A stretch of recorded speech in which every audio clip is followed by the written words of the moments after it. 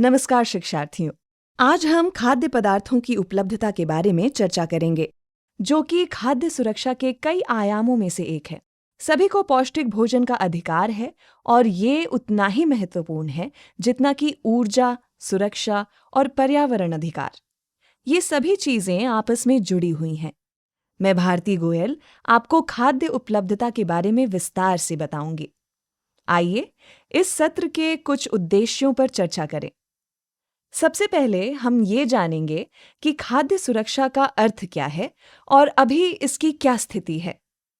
इसके अलावा हम ये भी जानेंगे कि भारत कहाँ पिछड़ रहा है और भोजन की उपलब्धता में आने वाली चुनौतियाँ क्या हैं।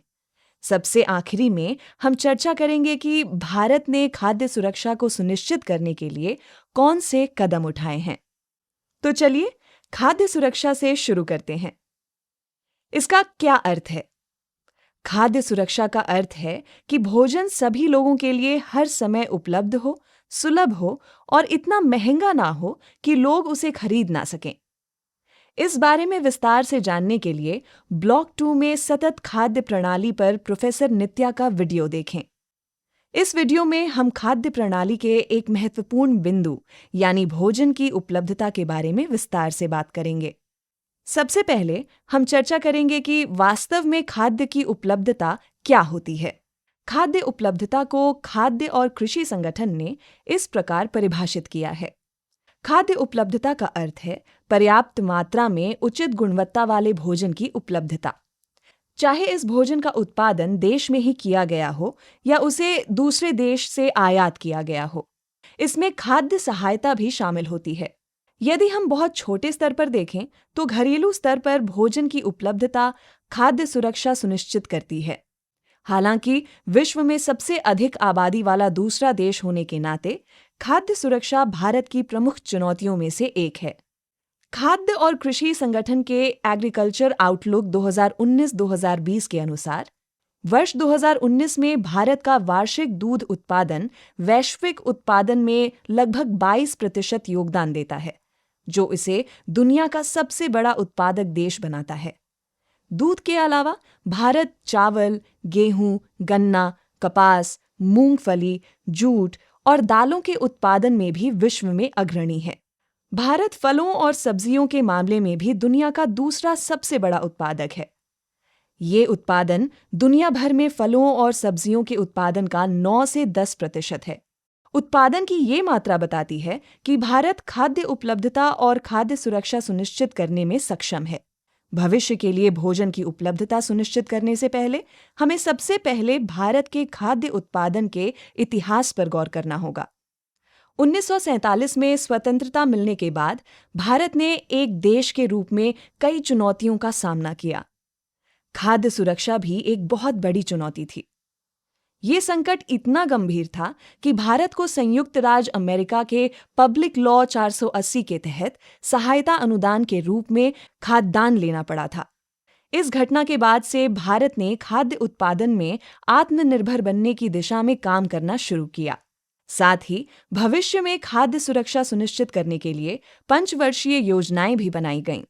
1960 के दशक के दौरान, विशेष रूप से 1965 के बाद, भारत में हरित क्रांति की शुरुआत हुई। खाद्य उत्पादन बढ़ाने के लिए चावल और गेहूं की ज्यादा उपज देने वाली किस्में उगाई जाने लगीं, ताकि भूख और गरीबी को कम किया जा सके।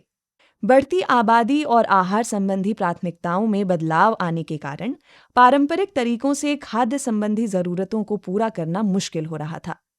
इसलिए खाद्य उत्पादन को बढ़ाने के लिए कृषि में सटीकता लाने, सही अनुमान लगाने में मदद करने वाले उपग्रहों, अन्य सूचना एवं संचार प्रौद्योगिकी माध्यमों और सर्वेक्षणों का उपयोग किया जाने लगा।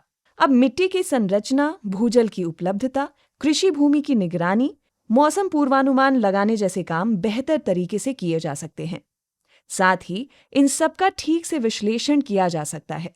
इसके अलावा किसानों और मछुआरों का भी और अधिक सशक्तिकरण हो रहा है। इसलिए इतिहास स्पष्ट रूप से कहता है कि खाद्य सुरक्षा के आपूर्ति पक्ष का पूरा ध्यान रखा जा रहा है। अब हम देखेंगे कि राष्ट्र भोजन की उपलब्धता कैसे सुनिश्चित करता है। इसके 4 तरीके हैं। पहला, वाणिज्यिक खाद्य आयात और निर्यात। दूसरा, घरेलू खाद्य उत्पादन। तीसरा, घरेलू खाद्य भंडार। चौथा, खाद्य सहायता। ये ऐसे 4 घटक हैं जो खाद्य उपलब्धता को सुनिश्चित करते हैं। इनमें से खाद्य उत्पादन को खाद्य सुरक्षा की नींव माना जा सकता है। मुख्य रूप से उत्पादन से ही खाद्य उपलब्धता सुनिश्चित होती है। आइए प्रत्येक बिंदु पर नजर डालें कि इसका क्या अर्थ है और ये खाद्य उपलब्धता को कैसे सुनिश्चित कर सकते हैं। आइए एक एक करके बात करते हैं। तो सबसे पहले घरेलू खाद्य उत्पादन को समझते हैं। इसका क्या अर्थ है? खाद्यान्न की उपलब्धता निवल घरेलू खाद्य, बीज अपव्यय और उत्पादन के साथ साथ निवल आयात और सरकारी अन्न भंडार में संग्रहित पिछले वर्ष के भंडार से निर्धारित होती है। दूसरा है घरेलू खाद्य भंडार। भारतीय खाद्य निगम किसानों और मंडियों के द्वारा विभिन्न सामाजिक कल्याण कार्यक्रमों के माध्यम से खाद्य वितरित करने के लिए इसका भंडारण करता है। खाद्य उपलब्धता का तीसरा निर्धारक है वाणिज्यिक वस्तुओं का आयात और निर्यात। पिछले कुछ वर्षों में भारत ने कृषि वस्तुओं में लगातार व्यापार अधिशेष बनाए रखा है। भारत का कृषि निर्यात वर्ष 2004 से 2018-19 तक 15 वर्षों में लगभग 7 गुना बढ़ा है। खाद्य की उपलब्धता का अंतिम स्तंभ है खाद्य सहायता, जिसकी मदद से कैसे भी आपातकालीन स्थिति में खाद्य या खाद्य खरीदने के लिए नकदी की उपलब्धता सुनिश्चित की जा सकती है। इसके अलावा खाद्य सहायता के उन क्षेत्रों को दीर्घकालिक समाधान दिया जा सकता है जहां आंतरिक और बाहरी कारकों के कारण खाद्य की कमी हो जाती है। आयात का कम हो जाना एक बहुत बड़ा बाहरी कारक होता है। उदाहरण के लिए, संयुक्त राज्य अमेरिका ने पब्लिक लॉ 480 की योजना के तहत खाद्य सहायता प्रदान की थी। खाद्यान्न की उपलब्धता निवल घरेलू खाद्य, बीज अपव्यय और उत्पादन के साथ साथ निवल आयात और सरकारी अन्न भंडार में संग्रहित पिछले वर्ष के भंडार से निर्धारित होती है। वर्ष 2019 में देश में कुल खाद्यान्न उत्पादन लगभग 2096.65 मिलियन टन दर्ज किया गया था, जो पिछले वर्ष की तुलना में 11.44 मिलियन टन तक ज्यादा था। जैसा कि हम आरेख से देख सकते हैं कि उत्पादन नागरिक की आवश्यकता और राष्ट्र की आत्मनिर्भरता को सुनिश्चित करता है। ये सिर्फ एक साल की स्थिति नहीं है।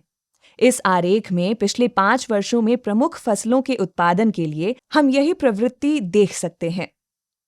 इसके बाद हम खाद्य उपलब्धता में खाद्य आयात और निर्यात के योगदान को समझेंगे। जैसा कि हम देख सकते हैं कि कुल कृषि निर्यात मूल्य में भी इस अवधि के दौरान बढ़त दिखाई गई है। कृषि निर्यात के कुल मूल्य में जिन कृषि उत्पादों की हिस्सेदारी सबसे ज्यादा है, वे हैं समुद्री उत्पाद, बासमती चावल, गैर बासमती चावल, मसाले और चीनी। इससे साफ पता चलता है कि देश में घरेलू आवश्यकता को पूरा करने के साथ साथ वैश्विक मांग को पूरा करने के लिए भी खाद्य की अधिशेष उपलब्धता है।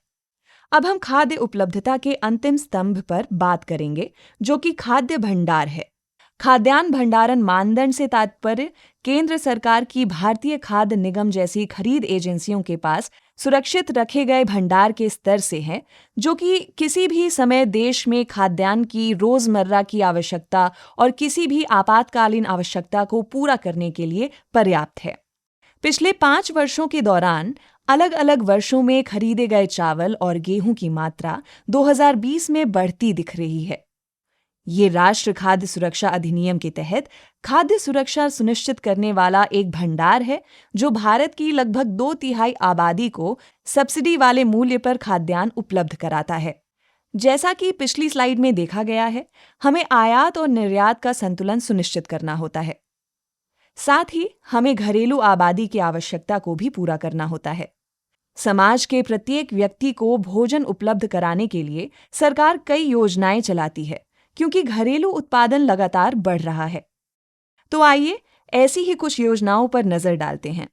इनमें से एक है राष्ट्रीय खाद्य सुरक्षा अधिनियम 2013, जिसे भोजन का अधिकार अधिनियम के रूप में भी जाना जाता है। ये भारतीय संसद में पारित हुआ एक ऐसा अधिनियम है जिसका उद्देश्य देश के 120 करोड़ लोगों में से लगभग 2/3 को चावल, गेहूं और मोटे अनाज क्रमशः 321 रुपए प्रति किलो की रियायती दर पर उपलब्ध कराना है। दूसरी योजना है प्रधानमंत्री गरीब कल्याण अन्न योजना, भारत में कोविड-19 महामारी के दौरान शुरू की गई इस योजना के तहत लगभग 80 करोड़ लाभार्थी को प्रति व्यक्ति प्रति माह 5 किलोग्राम की दर से मुफ्त खाद्यान्न वितरण का निर्णय लिया गया। ये योजना भी राष्ट्रीय खाद्य सुरक्षा अधिनियम 2013 एनएफएसए के लाभार्थियों के लिए है। इसके अलावा भारत सरकार आत्मनिर्भर भारत योजना भी चल रही है। जब भारत को आत्मनिर्भर बनाने की बात की जाती है, तो प्रधानमंत्री ने आत्मनिर्भर भारत अभियान के तहत 20 लाख करोड़ रुपए के आर्थिक पैकेज की घोषणा की है, ताकि देश को आत्मनिर्भर बनाकर कोरोना वायरस के संकट से बाहर निकला जा सके। इसलिए हम कह सकते हैं कि ये सभी स्तंभ घरेलू खाद्य उत्पादन, खाद्य आयात और निर्यात और खाद्य भंडार खाद्य उपलब्धता को बनाए रखने में मदद कर रहे हैं और इसलिए इन्हें खाद्य सुरक्षा की नींव भी कहा जा सकता है। भागीदारों के निरंतर और व्यापक प्रयासों के बावजूद अभी भी भोजन की उपलब्धता को सुनिश्चित करना हमारे लिए एक चुनौती है। भारत विभिन्न फसलों के उत्पादन में पहले स्थान पर है, किंतु अभी भी ये वैश्विक भूख सूचकांक 2020 में शामिल 107 देशों में 94 स्थान पर है और गंभीर भूखमरी की श्रेणी में है। खैर, सवाल ये है कि भारत पिछड़ता क्यों जा रहा है? हमारे सामने खाद्य उत्पादन के पक्षपात जैसी कुछ समस्याएं हैं। उन फसलों को ज्यादा उगाया जाता है जिनका न्यूनतम समर्थन मूल्य तय है। ऐसे में अन्य कई जरूरी फसलों को कम उगाया जाता है। उदाहरण के लिए, यदि किसानों को गन्ने के लिए न्यूनतम समर्थन मूल्य एमएसपी के रूप में अच्छी कीमत मिल रही है, तो किसान अपने खेत की मिट्टी को अगली फसल के लिए तैयार होने का समय दिए बिना हर मौसम में वही एक फसल उगाता रहता है। यानी अगर एमएसपी का लालच ना होता तो किसान पूरे वर्ष अलग अलग फसलें उगा सकते थे। दूसरी समस्या फसल कटाई के बाद होने वाले नुकसान की है। जबकि बढ़ती आबादी की खाद्य जरूरतों को पूरा करना मुख्य वैश्विक चिंता बनी हुई है। 1/3 से अधिक खाद्यान्न फसल कटने के बाद नष्ट या बर्बाद हो जाती है। खाद्यान्न की हानि को ऐसे खाद्य के रूप में परिभाषित किया जाता है जो मानव उपभोग के लिए उपलब्ध तो है, लेकिन उसका उपयोग नहीं हो पाता। एक अन्य समस्या पर्याप्त परिवहन व्यवस्था की कमी की है। उचित परिवहन की कमी के कारण खाद्य उत्पाद आवाजाही के दौरान खराब हो जाते हैं और रिसाव के कारण भी नुकसान होता है। उदाहरण के लिए, समय के साथ सूखने वाली फसलें जैसे गन्ना समय बीतने के साथ सूखता जाता है। गन्ने से अधिकतम उत्पादक प्राप्त करने के लिए खेत से काटने के बाद इसे 24 घंटों के भीतर गन्ना मिल में पहुंचा देना जरूरी है। पर्याप्त बुनियादी ढांचे की कमी के कारण भी काफी नुकसान हो सकता है। उदाहरण के लिए, कोल्ड स्टोरेज की सुविधा न होने पर जल्दी खराब होने वाले खाद्य पदार्थों का भंडारण नहीं हो पाता। गोदाम की अपर्याप्त सुविधा में भी खाद्यान्नों का प्रबंधन करने में मुश्किल होती है। इससे वस्तुओं का भौतिक नुकसान तो होता ही है, किसानों की आय को नुकसान और एक देश को आर्थिक नुकसान भी होता है। उदाहरण के लिए, एक छोटा किसान कुछ हद तक खराब हुई खाद्य सामग्री का उपभोग कर सकता है, जबकि संपन्न ग्राहक थोड़ी खराबी वाले खाद्य को भी अस्वीकार कर सकता है। अगली समस्या खेती के गैर वैज्ञानिक तरीकों की है, जैसे स्थानांतरणीय खेती करना। इस तरह की खेती से बस निर्वाह भर हो पाता है, उत्पादकता में वृद्धि नहीं की जा सकती। घटिया और अप्रमाणित बीजों का उपयोग करने पर भी ये समस्या देखने को मिलती है। इसी प्रकार बाढ़ सिंचाई विधि भी गैर वैज्ञानिक है। इससे मिट्टी की लवणता बढ़ती है और उसकी रासायनिक संरचना असंतुलित हो जाती है। अब हम देश भर में खाद्य उपलब्धता सुनिश्चित करने के लिए हाल ही में हुए खाद्य उत्पादन के विकास के बारे में बात करेंगे। जैसा कि हमने पिछली स्लाइड में देखा था, हम उपलब्धता की समस्या को कैसे हल कर सकते हैं। हाल ही में चावल का फोर्टिफिकेशन यानी पौष्टिकरण किया जाने लगा है। जैसा कि आप जानते हैं कि चावल का फोर्टिफिकेशन एनीमिया और सूक्ष्म पोषक तत्वों की कमी की समस्या को हल करने और देश में पोषण सुरक्षा को बढ़ावा देने के लिए शुरू किया गया है। सार्वजनिक वितरण प्रणाली के तहत किशोर लड़कियों और स्तनपान कराने वाली माताओं को फोर्टिफाइड चावल दिए जाते हैं। आजकल एक देश एक ration card, one nation one ration card की सुविधा भी दी जा रही है। इससे देश भर में किसी भी सरकारी राशन की दुकान से किसी भी स्थान पर खाद्य की उपलब्धि को सुनिश्चित किया जा सकेगा। उदाहरण के लिए, कोविड-19 महामारी के दौरान प्रवासी मजदूरों का भोजन का अधिकार सुनिश्चित करने में इस योजना ने काफी मदद की। हाल ही में एक और योजना आई है, वो है ओपन मार्केट सेल स्कीम, यानी खुला बाजार बिक्री योजना, घरेलू। इस योजना का उद्देश्य खाद्यान्न की आपूर्ति को बढ़ाना है, खासकर तब जब किसी वस्तु के उत्पादन में कमी आ जाती है। इस योजना के तहत भारतीय खाद्य निगम अपने भंडार को खुले बाजार में सस्ती कीमत पर बेचता है। ऐसी ही एक और योजना ऑपरेशन ग्रीन है। ये योजना मूल रूप से फसल के बाद होने वाले नुकसान को कम करने के लिए लाई गई है। इसके तहत बागवानी फसलों और सब्जियों के परिवहन के लिए सब्सिडी दी जाती है। ये योजना बुनियादी ढांचे में निवेश की कमी के कारण खाद्य उपलब्धि पर होने वाले बुरे असर को कम करने का एक प्रयास है। उदाहरण के लिए, अगर परिवहन एक समस्या न हो तो नागपुर के संतरों को खराब होने की चिंता किए बिना गुवाहाटी पहुंचाया जा सकता है।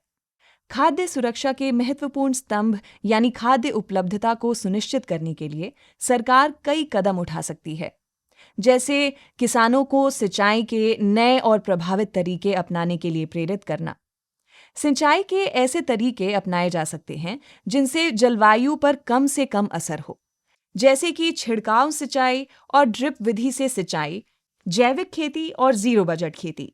खेती की बेहतर पद्धतियों का इस्तेमाल करते हुए तकनीकी हस्तक्षेप से और बेहतर और पर्याप्त भंडारण सुविधा की मदद से फसल कटने के बाद होने वाले नुकसान को कम किया जा सकता है।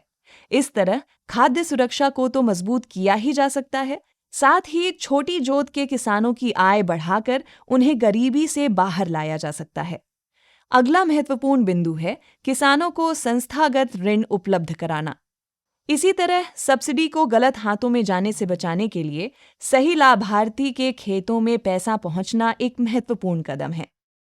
अच्छी गुणवत्ता वाले बीज, नीम आधारित उर्वरक और कीटनाशकों के उपयोग को बढ़ावा देना, खेती की पूरी श्रृंखला में स्थिरता संबंधी मूल्यों को बढ़ावा देने से खाद्य उत्पादन की क्षमता बढ़ती है, साथ ही पर्यावरण को भी सुरक्षित रखा जा सकता है।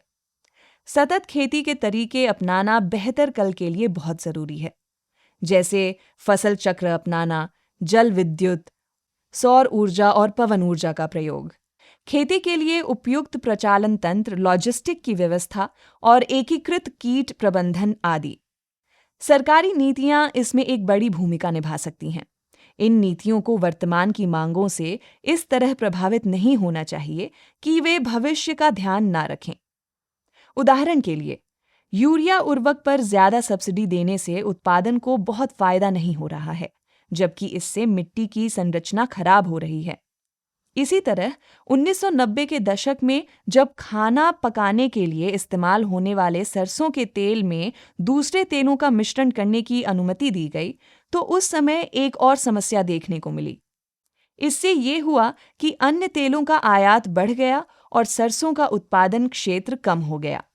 इसके अलावा इस निर्णय का एक और नकारात्मक असर ड्रॉपसी महामारी के रूप में देखने को मिला। तो इस सत्र को पूरा करने के बाद आप स्लाइड में दिए गए दिलचस्प अभ्यास कर सकते हैं।